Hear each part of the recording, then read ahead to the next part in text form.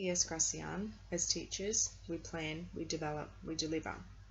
We assess and evaluate the results of the assessment, we revise, deliver the revised material, and assess and evaluate again. Perfection is always just out of reach, but continuously striving for perfection contributes to keeping both our instruction fresh and our interest in teaching piked. As part of my own growing beliefs regarding assessment, I have come to understand that assessment is a pivotal component of both the teaching and the learning process of education. However, there is an array of challenges and benefits that do arise when assessments take place. Some of these benefits include gaining an insight into the individual learning, skills, and weaknesses of individual students that is at times hard to grasp without one-to-one interaction time that assessments can actually provide. However, there are naturally some challenges that arise from assessments, such as stress, anxiety, and the feeling of pressure that may occur from some assessments, such as high stakes or standardised testing, such as NAPLAN or PISA.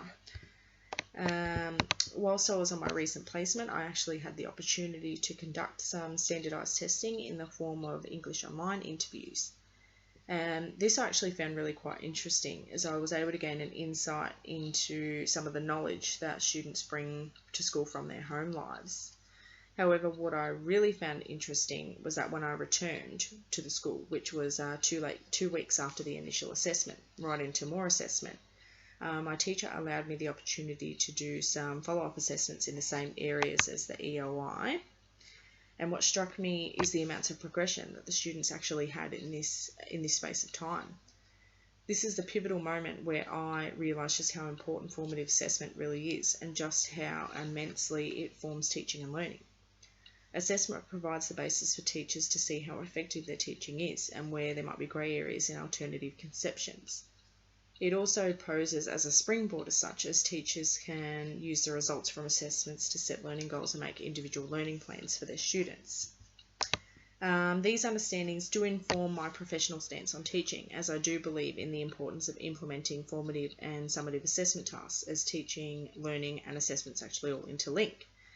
In a journal article titled The Black Box, Paul Black and Dylan William discuss that all in all, teachers need to know about their pupils' progress and difficulties with learning so that they can adapt their own work to meet pupils' needs that are often unpredictable and that vary from one pupil to another.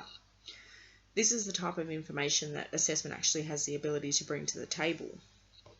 And also, John Dewey, who was a famous educator, had the theory that education needed to be more life meaningful rather than the modern teaching to the test, as in short, memorising content is less worthwhile than learning how to grow into self-efficacious citizens.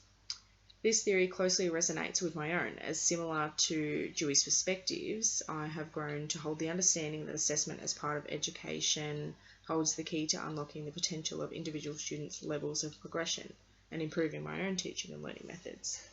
Thank you.